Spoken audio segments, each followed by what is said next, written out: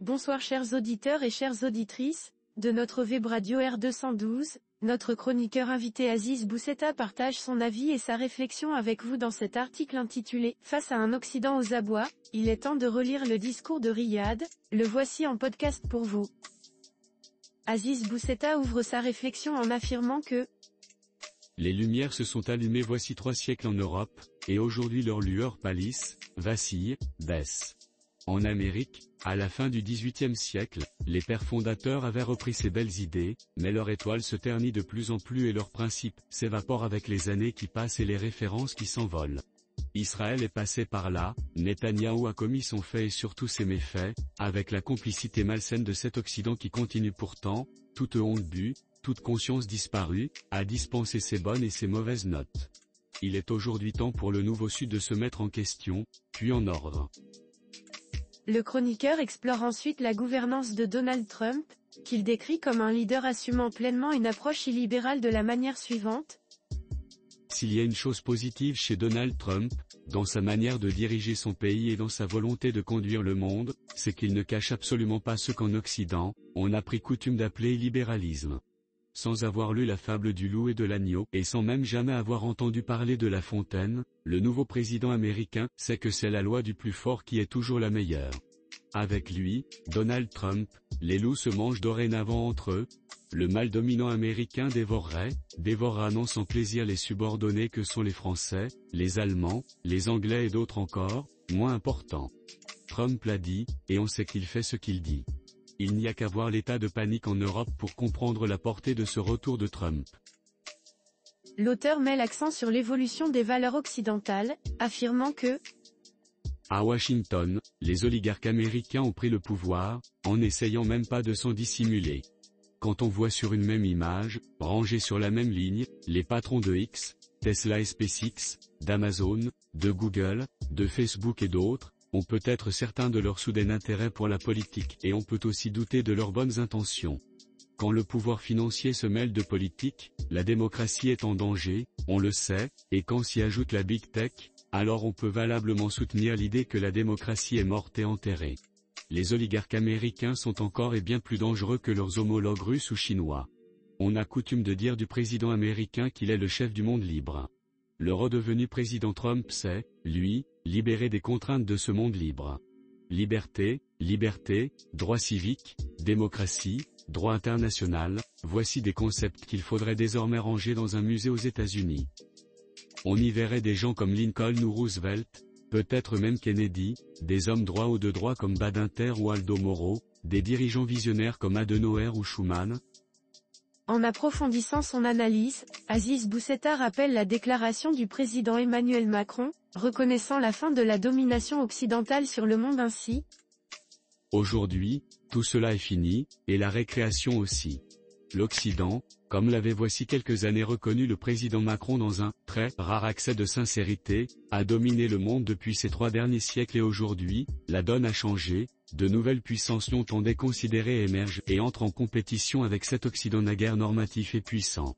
L'ordre international incarné par le monde occidental a été construit au lendemain de la Deuxième Guerre mondiale sur un corpus juridique créé sur mesure par les vainqueurs de la guerre, plus la France, qui ne le respectent que quand cela sert leurs intérêts, mais qui l'imposent aux autres pour mieux les dominer. Et c'est effectivement fini, comme en foot il n'y a plus de grandes ou de petites équipes, mais seulement des gens qui jouent au foot, en politique internationale il n'y a plus de grands ou de petits, mais tellement de grands et de moins grands que les petits et les tout petits ont désormais le choix, qui leur était refusé, et disposent de la protection qui leur était interdite ou conditionnée.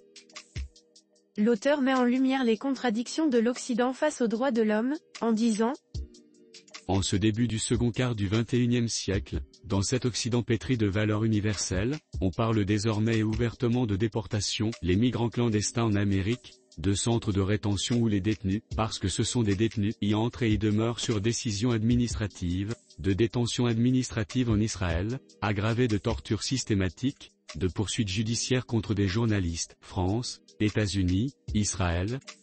l'Europe et les États-Unis s'accommodent et soutiennent le génocide en cours à Gaza, territoire étroit qui reçoit toutes sortes de bombes généralement interdites et produites en Europe ou aux États-Unis. Les traitements inhumains ou dégradants sont tellement en vogue en Israël qu'on confondrait aisément un centre de détention en Israël avec ce qui a été découvert en Syrie. Les droits de l'homme, trouvaille occidentale, doivent être appliqués dans le monde, sauf en Occident et en Israël. Aziz Bousseta conclut en insistant sur l'urgence pour les pays du Sud de saisir cette opportunité historique ainsi. En un mot commençant, l'Occident qui a tant dominé, exploité, commandé, dirigé, sanctionné, est aujourd'hui complètement démonétisé. Donald Trump n'est plus un simple game changer, mais un véritable world changer. En affaiblissant l'Europe, en la détruisant presque, il affaiblit son propre pays. En lorgnant sur le Groenland et même le Canada, il légitime a posteriori l'annexion de la Crimée et du Donbass et autorise anticipativement celle de Taïwan. En se lançant dans son entreprise d'expulsion de millions de migrants, il affaiblira les États du Sud, qui vivent de cette main-d'œuvre illégale et bon marché, et il prend le risque d'une recrudescence de la violence dans son Sud, du fait de migrants qui refuseront de se laisser déporter. Les médias occidentaux agissant en meute enragée et non vaccinée, les ONG autoproclamées de défense et de veille des droits de l'homme pourront continuer à recenser les failles et défaillances en droits humains mais seraient plus avisés de scruter ce qui se produit sous leurs yeux, dans leurs environnements euro-américains. Les chancelleries occidentales ont perdu toute crédibilité en à peu près tout. Il appartient maintenant au Nouveau Sud de prendre conscience de cela, de se mobiliser, de s'unir, de se dresser. La garde haute et l'esprit en éveil. Enfin, il rappelle l'importance du discours prononcé par le roi Mohamed VI à Riyad en 2016, en ces termes. Il est temps de relire le discours de Mohamed VI prononcé à Riyad en avril 2016. Le roi du Maroc y expliquait les raisons et conséquences des printemps arabes et ce discours était prémonitoire de ce qui se passe aujourd'hui et ce qui adviendra, aujourd'hui qu'un Trump nouveau est au pouvoir, bien plus dangereux que les néoconservateurs du temps de Bush Jr. La carte du monde arabe est remodelée, et de vastes programmes attendent cette région, si ses dirigeants ne se mobilisent pas. Les grandes manœuvres ont d'ores et déjà commencé dans cette région du monde, péninsule arabe et moitié nord de l'Afrique, par des rapprochements nouveaux, des ambitions géostratégiques long-termistes, de nouvelles alliances et des injections massives de capitaux arabes, en Afrique mais aussi en Occident. Loin du monde arabe en décomposition et plongé dans le doute, l'heure est aujourd'hui à une union plus restreinte des monarchies arabes, plus solide, plus riche, plus ambitieuse, plus déterminée, face à un Occident aux abois et à une Amérique aboyeuse qui ne comprend que le langage de la force, militaire, géopolitique ou financière.